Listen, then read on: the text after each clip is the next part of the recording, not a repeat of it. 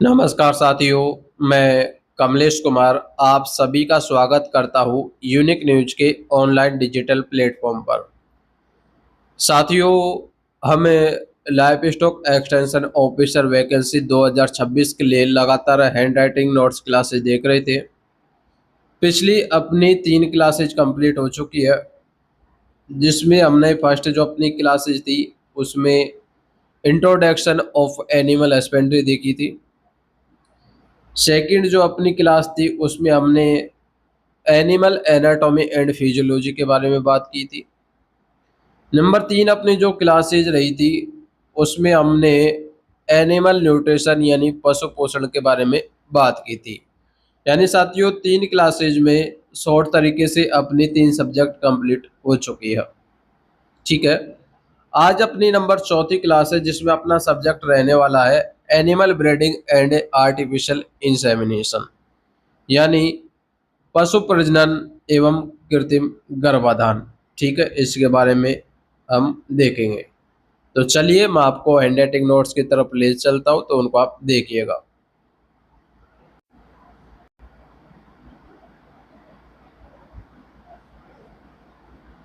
तो साथियों अपनी जो सब्जेक्ट है आप यहाँ पर देख सकते हो। ठीक है, आज अपनी फोर्थ नंबर सब्जेक्ट रहने वाली है पशु प्रजनन एवं कृत्रिम गर्भाधान।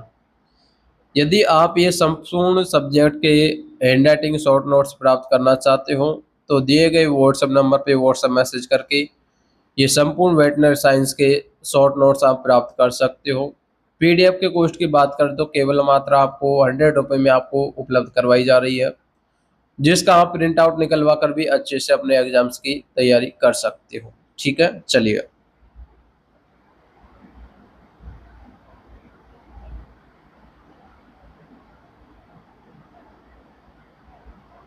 हाँ, तो subject number 4 animal breeding and artificial insemination, जिसमें अपना टॉपिक नंबर फर्स्ट रहने वाला है प्रजनन की मूल अवधारणाएं, यानी बेसिक कॉन्सेप्ट ऑफ रिप्रोडक्शन। ठीक है, बेसिक हम देखते हैं प्रजनन क्या है। प्रजनन वह जैविक प्रक्रिया है जिसके द्वारा जीव अपनी जाति के नए संतानों को जन्म देते हैं और अपनी प्रजाति को आगे बढ़ाते हैं। पशुओं में प्रजनन प्राकृतिक रूप से या मानव की सहायता से जैसे कृत्रिम गर्भाधान किया जा सकता है। पशुपालन में अच्छे प्रजनन का ज्ञान होना अत्यंत आवश्यक है, क्योंकि इसमें पशुओं की संख्या, नस्ल, गुणवत्ता, मांस आदि कार्य क्षमता में वृद्धि करते हैं। ठीक है, प्रजनन की परिभाषा या रिप्रोडक्शन की डेफिनेशन क्या है, देखिए। प्रजनन वह प्रक्रिया है जिसमें नर और मादा के प्रजनन कोशिकाओं यानी गैमेट्स के मिलन से नए जीव का निर्माण होता है। यानी साथियों अंडाणु और शुक्राणु के निर्माण से जो नया गैमेट्स बनता है उसे हम प्रजनन बोल सकते हैं। ठीक है, प्रजनन के प्रकार देखिए। लैंगिक यानी जैविक आधार पर 2 प्रकार के प्रजनन होते हैं, लैंगिक और अलैंगिक। लैंगिक यानी साथियों जिसमें नर और मादा का मिलन होता है, अलैंगिक जिसमें नर और मादा का मिलन नहीं होता। प्राकृतिक रूप से प्रजनन, ठीक है, और उसके आधार पर कृत्रिम रूप से प्रजनन। बाह्य और आंतरिक आधार पर बाह्य निषेचन यानी external fertilisation and internal fertilisation. ठीक है, उसके बाद देखते हैं हम प्रजनन के से संबंधित मुख्य अंग यानी जनन अंग। नर में कौन कौन से होते हैं, ठीक है, तो इसमें आपका टेस्टिस, वाइस डिफरेंस यानी शुक्रवाहिनी। उसके अलावा जो आपकी ग्लैंड्स होती है, एसेसरी ग्लैंड्स। उसके अलावा पेनिस। मादा की हम बात कर लेते हैं, मुख्य ऑर्गन्स ओवरी होता है, उसके अलावा oviduct, uterus, vagina and vulva. ठीक है, ये ऑर्गन्स होते हैं। प्रजनन की प्रक्रिया किस प्रकार से होती है, गैमेटोजेनेसिस होता है, उसके अलावा मैटिंग होती है।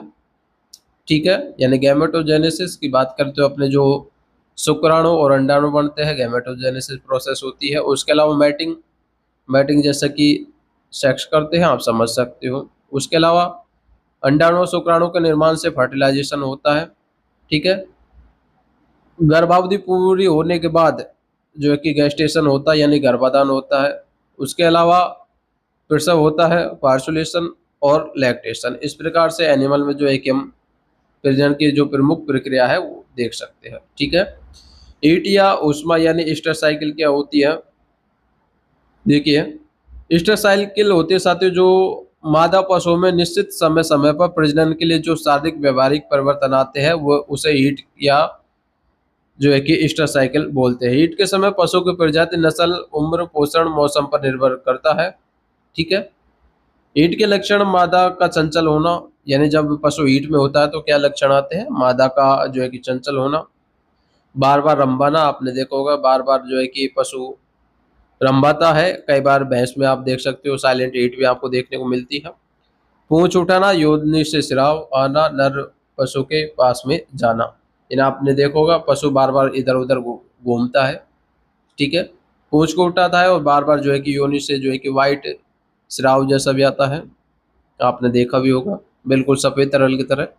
उसके अलावा पशु बार बार पेशाब भी करता है। यदि ये सब कुछ आपको दिखाई दे रहा है तो इसका मतलब है कि पशु हीट में है। ठीक है, गेस्टेशन पीरियड की हम बात करते हैं। निषेचन के बाद भ्रूण पूर्ण विकास और जन्म तक के समय को गर्भकाल कहते हैं। यानी गेस्टेशन या मतलब साथ आपका जो गर्भकाल होता है, यानी जन्म से लेकर, ठीक है, और जो है कि जब तक पूर्ण विकास होता है तो उसको हम गर्भकाल बोलते हैं। ये अवधि आप ध्यान रख सकते हो, इसमें काफ़ी इंपॉर्टेंट आपसे पूछे जा सकते हैं। जैसे गाय की 283 दिन होती है। ठीक है, उसके अलावा भैंस की 310 दिन होती है, यानी 10 महीने 10 दिन। उसके अलावा हम बात करें बकरी, बकरी के यहाँ पे 150 दिन समझ के चलिए, 5 महीने 5 दिन। ठीक है, भेड़ की 147 दिन आप समझ के चलिए।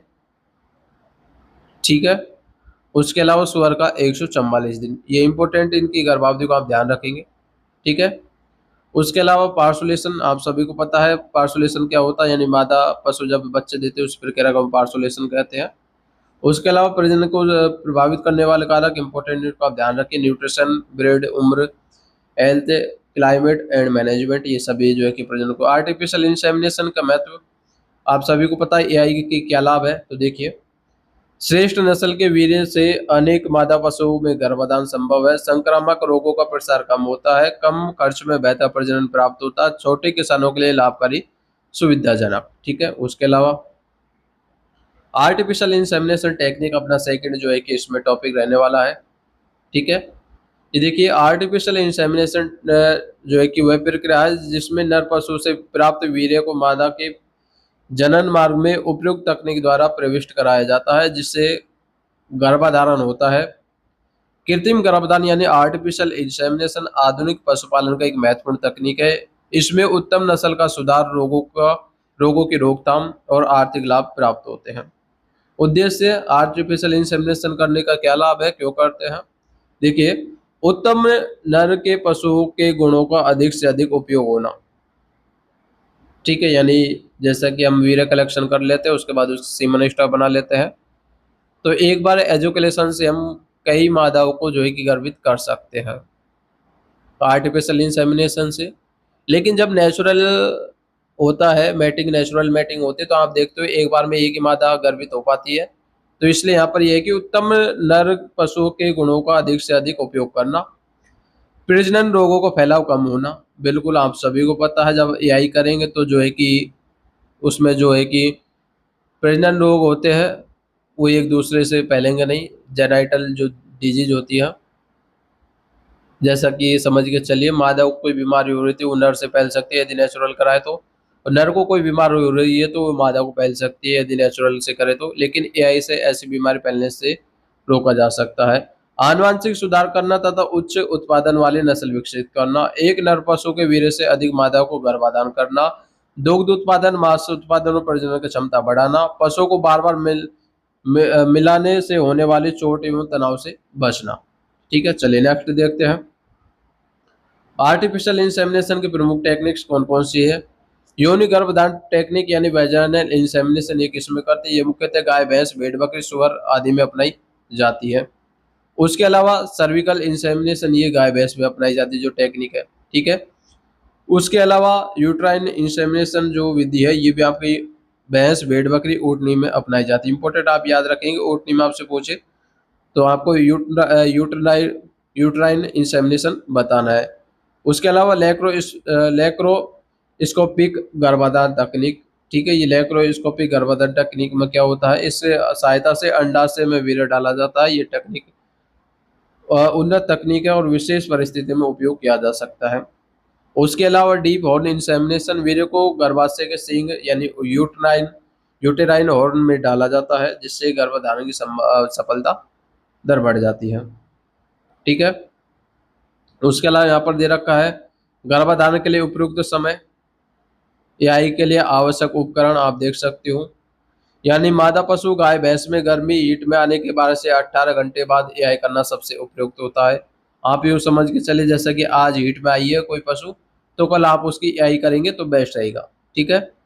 गर्मी के लक्षण बार बार रंबाना, अन्य पशुओं को पर चढ़ना, पूंछ उठाना, योनि में स्लैब गिरना, बेचैनी, दूध उत्पादन में कमी इत्यादि। गर्मी की अवधि गाय भैंस में 18 से 24 घंटे होती है, ठीक है। भैंस में लगभग 12 से 18 घंटे होते हैं, भेड़ बकरी में 24 से 36 घंटे होते हैं, सुअर में 2 से 3 दिन में हीट पीरियड रहता है। एआई के लिए आवश्यक उपकरण आप सभी को पता है, सीमन एक्स्ट्रा, ठीक है। थोविंग वाटर, यानी आप सभी को पता है लगभग साथियों 35 से 37 डिग्री टेम्परेचर पर हम इसको जो है कि 30 सेकंड के लिए थोविंग करते हैं। जैसे कि अपन एआई एक्स्ट्रा को जब एलेंटो जार से निकालते हैं तो हम थोड़ा गर्म पानी में डालते हैं, आपने देखा भी होगा। यदि आप फील्ड करते हो तो आपको नॉलेज होगी, लेकिन आपने अभी तक एआई नहीं किया तो बहुत से डॉक्टर्स को आपने देखा होगा, जब वो सीमन को निकालता है एलेंटो जार में से तो उसके बाद थोड़े गर्म पानी में जो है कि एक्स्ट्रा को डालता है, ठीक है। तो उसका टेम्परेचर लगभग 35 से 37 डिग्री होता है। तो 30 सेकंड के लिए उस एक्स्ट्रा को उसमें रखा जाता है, जिससे कि एक नेचुरल टेम्परेचर पर आ सके, ठीक है। उसके अलावा देखिए एआई गन, वीर्य भरने व लगाने के लिए एआई गन आप सभी को पता है, जो है कि वीर्य अंदर पहुंचाने के लिए एआई स्ट्रो, जो स्ट्रो होती है उसके माध्यम को। उसके अलावा प्लास्टिक सीट आप सभी को पता है, स्वच्छता हेतु। कैंची, उसके अलावा tissue paper, gloves, lubricant gel, sanitiser, record register आदि, ठीक है। तो ये उपकरण होने चाहिए आपके पास एआई कर रहे हो तो। उसके अलावा साथियों यहाँ पर जो है कि चरणबद्ध प्रक्रिया दे रखी है, ठीक है। इस टेबल को आप याद रखेंगे, डेफिनेटली आपसे यहाँ पर जो है कि एग्जाम्स में क्वेश्चन पूछे जा सकता है। उसके अलावा एआई के लाभ, सावधानियां, महत्वपूर्ण तथ्य आप देख सकते हो। आर्टिफिशियल इंसेमिनेशन टेक्निक, मादा पशु प्रजनन तंत्र, नर पशु प्रजनन तंत्र, आप इसको देखिए, ठीक है। कृत्रिम गर्भधारण करने की प्रोसेस यहाँ पर दे रखी है, इस प्रकार से प्रोसेस होती है, ये देखिए, एक मिनट, हाँ। सबसे पहले हीट की पहचान करेंगे, वीर्य संग्रहण करेंगे, सीमन कलेक्शन, उसके अलावा सीमन एजुकेशन एंड क्या बोलते हैं, संरक्षण, ठीक है। यानी सीमन जब अपन कलेक्शन कर लोगे तो उसके बाद एलेंटो जार में उसका संरक्षण करेंगे। उसके अलावा गर्भाधान का उपकरण तैयार करना, एआई गन प्रिपरेशन, ठीक है। गर्भाशय में वीर्य डालना, इंसेमिनेशन, इस प्रकार से जो है कि अपन एआई करते हैं। एआई के लिए इंस्ट्रूमेंट आप यहाँ पर देख सकते हो, AI gun, sheath, semen extra, thawing container, thermometer, forcep, scissor, ठीक है। जांच के लिए यदि लेबोरेटरी में सीमन की जांच करेंगे तो आपके पास जो है कि यहाँ पर देख सकती हो सूक्ष्मदर्शी माइक्रोस्कोपिक लेंस, ठीक है। उसके अलावा मिलावट और मिश्रण करना, ठंडा करना, जमाना, सील करना और भंडारण करना, ठीक है। हीट साइकिल ऑफ काव के आप इस तरह से देख सकती हो, ये आप याद रखेंगे। नस्ल सुधार कार्यक्रम नंबर 30 अपना इसमें टॉपिक रहने वाला है। बिल्कुल सभी ये नोट्स आपको साथियों सिलेबस के अकॉर्डिंग दिए गए हैं। नस्ल सुधार कार्यक्रम की परिभाषा, नस्ल सुधार कार्यक्रम का उद्देश्य, नस्ल सुधार क्यों जरूरी है, नस्ल सुधार कार्यक्रम के प्रमुख महत्व, नस्ल सुधार कार्यक्रम की प्रमुख विधियां, नस्ल सुधार के लिए आवश्यक घटक, नस्ल सुधार कार्यक्रम के चरण, नस्ल सुधार कार्यक्रम के रिकॉर्ड, नस्ल सुधार कार्यक्रम से होने वाले लाभ, ठीक है। तो साथियों आज अपन ने लगभग 4 सब्जेक्ट कंप्लीट कर लिए शॉर्ट नोट्स के माध्यम से, ठीक है। ये साथियों ब्रीफ में नोट्स बनाए गए, बिल्कुल शॉर्ट्स नोट्स बनाए गए हैं, जिन्हें आप सिलेबस के तौर पर लगभग 3 से 4 घंटे में कवर कर सकते हो, ठीक है। क्योंकि कई बार ऐसा होता है कि भाई मेरे को जल्दी जल्दी सिलेबस करना है, तो बेसिक आपको इसमें दे रखा है, लगभग 3 से 4 घंटे में आप अपना पूरा वेटनरी साइंस के 3 सब्जेक्ट यहाँ से कंप्लीट कर सकते हो, ठीक है। तो साथियों इस प्रकार से अपन ने ये हैंड राइटिंग नोट्स बना रखे, आपको कैसे लगे कमेंट बॉक्स में कमेंट करें। बाकी मिलेंगे नेक्स्ट क्लास में, तब तक साथियों जय हिंद, जय भारत।